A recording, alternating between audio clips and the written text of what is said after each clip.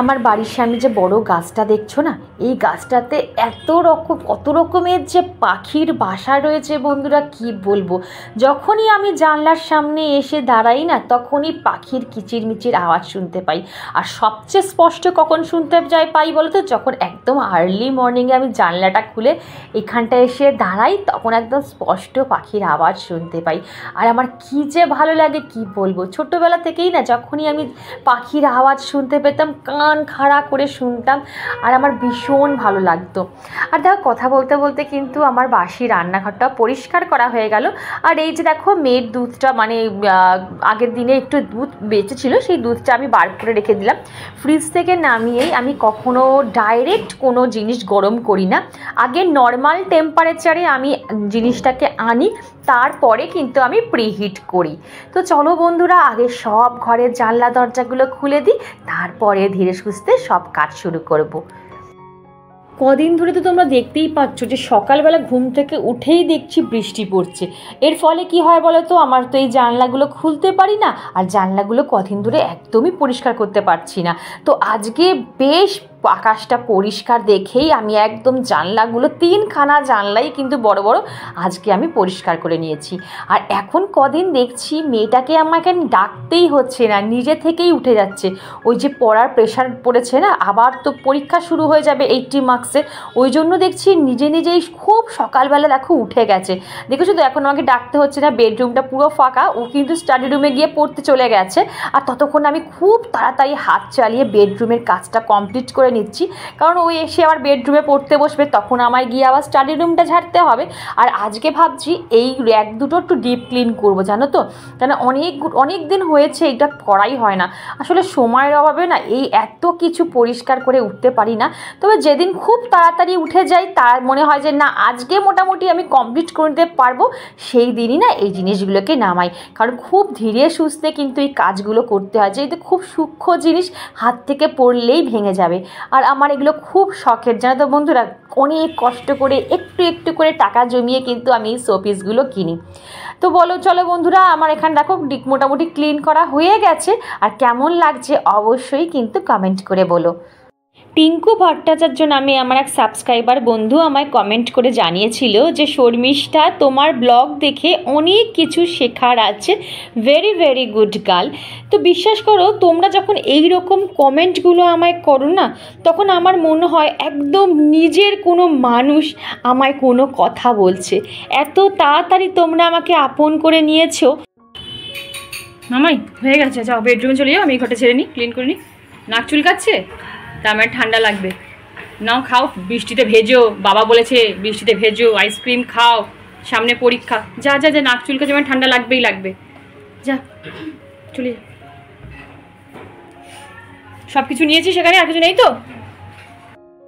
এই যে তোমরা বলো না বন্ধুরা যে আমার থেকে তোমরা অনেক কিছু শিখছো, এটা আমি মনে করি না। আসলে কি জানো তো, যাদের শেখার ইচ্ছা থাকে তারা এমনিই শিখে যায়, কাউকে শেখাতে হয় না। যখন ধরো না আমরা যখন নতুন সংসারে পা দিই, তখন কি সবাই আমাদের সব কিছু হাতে ধরে শিখিয়ে দেয়? পৃথিবীতে কেউ কখনো কাউকে হাতে ধরে কিচ্ছু শেখাতে পারে না, সবই আমাদের কিন্তু নিজের ইচ্ছায় শিখে নিতে হয়। তবে হ্যাঁ, কিছু কিছু মানুষ এমন আছে, তাদের মানসিকতা তুমি জীবনেও চেঞ্জ করতে পারবে না, আর তাদের কোনো কিছু তুমি শেখাতেও পারবে না।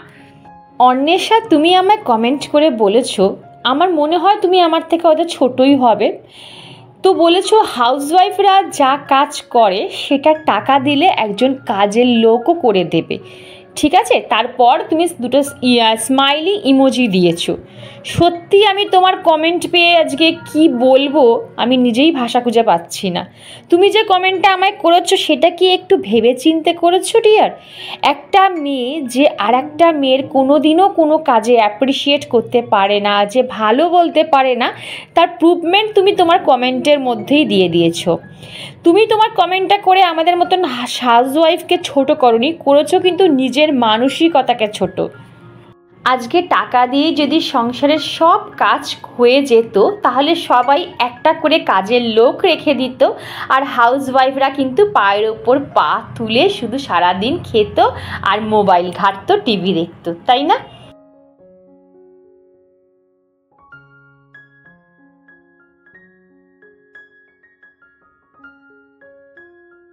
কি খুঁজছো তুমি বলো?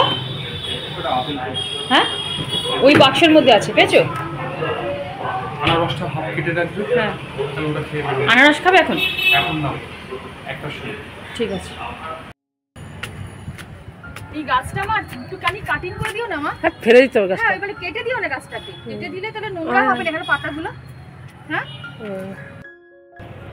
এটা পঞ্চমুখী জবা না থোকা জবা মা? পুরো লাল টকটক। আর তোমরা তোমাদের সাইজটা আমি বোঝাতে পারছি না বন্ধুরা, পুরো একটা মানে আমার 5টা আঙুল জুড়ে যাবে এটার সাইজ, আর টকটকে লাল মানে। হ্যাঁ ঠাকুরের আসলে আমাদের এখন না যেহেতু অসুখ চলছে, মানে আমার যেহেতু জ্যাঠা শ্বশুর মারা গেছেন তো ওই জন্য অসুখ চলছে, এখন তো ঠাকুর দিতে পারছি না। আর এই সব গাছের দেখো ফুলগুলো কিন্তু এই গাছেই রয়ে গেছে, একটাও না তোলা হচ্ছে না, জানো তো? দেখো কত ফুল।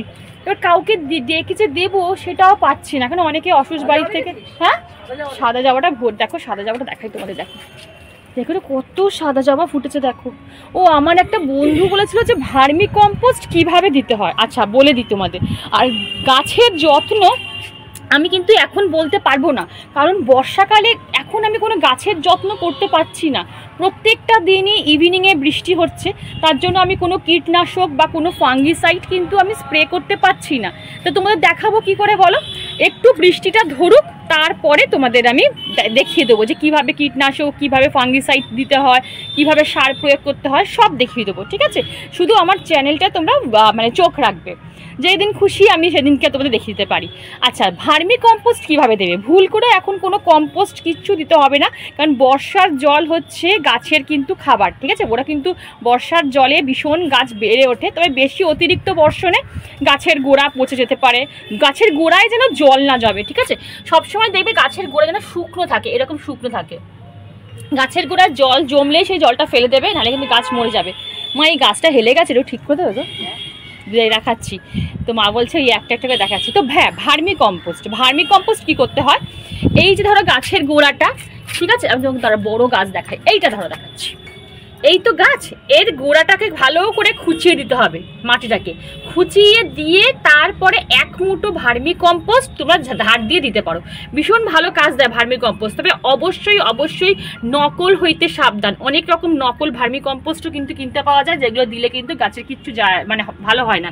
ওই জন্য ভালো কোম্পানির ভার্মি কম্পোস্ট দেবে, ভালো করে মাটিটাকে খুঁচিয়ে নেবে, খুঁচিয়ে তারপর মাটির সাথে মাটিটাকে তুলে মাটির সাথে ভার্মি কম্পোস্টটাকে 1 মুঠো ভার্মি কম্পোস্ট ভালো করে মেশাবে। টপ অনুযায়ী ভার্মি কম্পোস্ট দেবে, ঠিক আছে? নার্সারি দোকানে জিজ্ঞেস করে আসবে, দিয়ে এবার চারদিকে দিয়ে দিতে পারো ভার্মি কম্পোস্ট। এটাই হচ্ছে ভার্মি কম্পোস্টের কাজ, আর কিচ্ছু না, ঠিক আছে? আর একটা জিনিস দেখাই তোমাদের, চলো। ব্লু ডাইজি, যেটা দেখো কি অবস্থা, পুরো দেখো মনে হচ্ছে একটা সেই কিরম মানে অদ্ভুত লাগছে, পুরো থোকা হয়ে আছে দেখো, ভর্তি হয়ে। দেখো দেখাই তোমাদের কত হয়েছে। হ্যাঁ মা দেখো কি সুন্দর লাগছে, দেখো দেখেছো? আজকের ওয়েদারটা এতটা সুন্দর ছিল সকালের দিকে, কি বলবো বন্ধুরা, বৃষ্টিও পড়েনি আবার রোদও ওঠেনি। তো ভাবলাম না 1 কাপ চা নিয়ে সিধা চলে যাই ছাদ বাগানে, ওখানেই 10টা মিনিট কাটিয়ে আসি, পুরো ভরপুর অক্সিজেন নিয়ে তারপরে আবার কাজ শুরু করব। তো এই দেখো আবার চলে এলাম নিচে, তারপরে ভালো করে মুখটা ফ্রেশ ওয়াশ দিয়ে নিলাম, টোনারও অ্যাপ্লাই করে নিলাম, আর এইবারে রান্নাও শুরু করে দিলাম।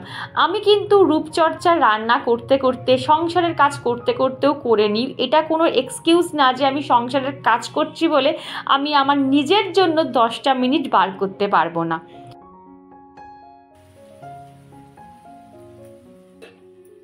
তো আমাকে আমার এক সাবস্ক্রাইবার বন্ধু জিজ্ঞাসা করেছিলে যে দিদি তুমি গ্যাস ওভেন কি দিয়ে মোছো। দেখো আমি বলেছি যে আমি দেখিয়ে দিচ্ছি, সপ্তাহে 1 দিন কি 2 দিন আমি কলিং দিয়ে ভালো করে গ্যাসটা মুছি, যেহেতু এটা গ্লাসের তো, যদি মানে কাচের, যদি একটু কলিং দিয়ে মোছো ভীষণ ভালো চকচক করবে পুরো। দেখো আমি এতদিন ধরে তো রান্না করছি, বাট আমার গ্যাস দেখে কেউ বলবে না যেটা আমি প্রত্যেক দিন 2 বেলা করে ইউজ করি। আর হোমমেড যে আমি কিচেন ক্লিনজারটা ইউজ করেছি সেটা দিয়ে, এই হোমমেড ক্লিনজারটা কিন্তু আমি অনেকবার বানানো, কিভাবে বানিয়েছি আমি আমার আগের ভিডিওতে দেখিয়ে দিয়েছি।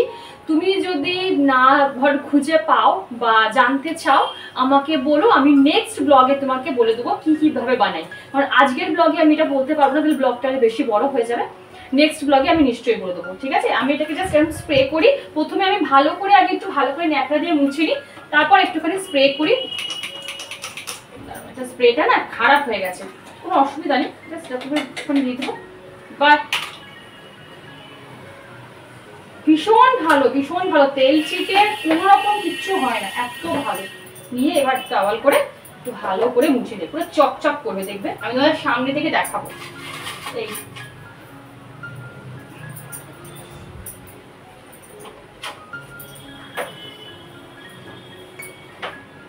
একবার তোমাদের ফ্রন্টের থেকে আমি দেখিয়ে দিচ্ছি আমার গ্যাস স্টোভটা, দেখো কতটা চকচক করছে। আমি কিন্তু দুবেলা করে ইউজ করি, তোমরা জানো, আর আমার কিন্তু ভালো পরিমাণে ইউজ হয়। দেখো, দেখলে বুঝতে পারছো নিশ্চয়ই, পুরো চকচক করছে। ঠিক আছে, আমি বলবে, আমি তোমাদের তাহলে দেখিয়ে দেবো। কোন খাবার, তোর কোন খাবারগুলো গায়েব হয়ে গেছে? মা তোমার সব খাবারই তো আছে, তুমি কোন খাবে, কি খাবে বলো? চিপসটা তুমি নিজেই তোমার পেটে গায়েব করে দিয়েছো মা, আমরা কেউ গায়েব করিনি, কারণ আমরা কেউ চিপস খাই না মা। দুদিন ধরে তুমি তো বসে বসে সোফায় বসে বসে গায়েব করলে, তাই না? আর বিস্কিট আছে, খা, বিস্কিট খাবি, কেক আছে। তাহলে কিসের জন্য উঠলি তুই? না, আর চিপস খাওয়া যাবে না, দুদিন ধরে চিপস খেয়েছ, আর চিপস খাওয়া যাবে না। অন্বেষা, পারলে একদিন সারাদিনের হাউসওয়াইফের রোল প্লে করে দেখো, তারপরে প্লিজ আমায় কমেন্ট বক্সে এসে জানিও যে তোমার সারাটা দিন ঠিক কীভাবে কেমনভাবে কাটলো। তোমার কমেন্টের অপেক্ষায় কিন্তু আমি রইলাম।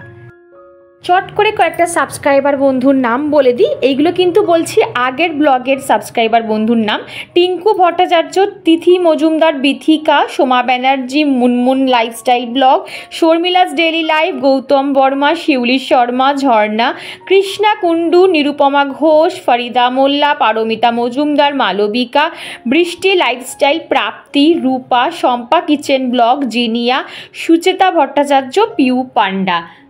বন্ধুরা, এরপর আমি তোমাদের সাসপেন্সে রেখে দিলাম কোথায় যাচ্ছি, কি করছি, সবই তোমাদের সাথে শেয়ার করবো, বাট এই ব্লগে না, নেক্সট ব্লগে সেটা শেয়ার করব। এই ব্লগে যদি শেয়ার করি, ব্লগটা অনেক বড় হয়ে যাবে, তোমাদের দেখতে ভালো লাগবে না। আর আমার শপিং ব্লগ তোমাদের কেমন লাগছে অবশ্যই কমেন্ট করে বলো। আজকে এইটুকুই রাখছি, টাটা।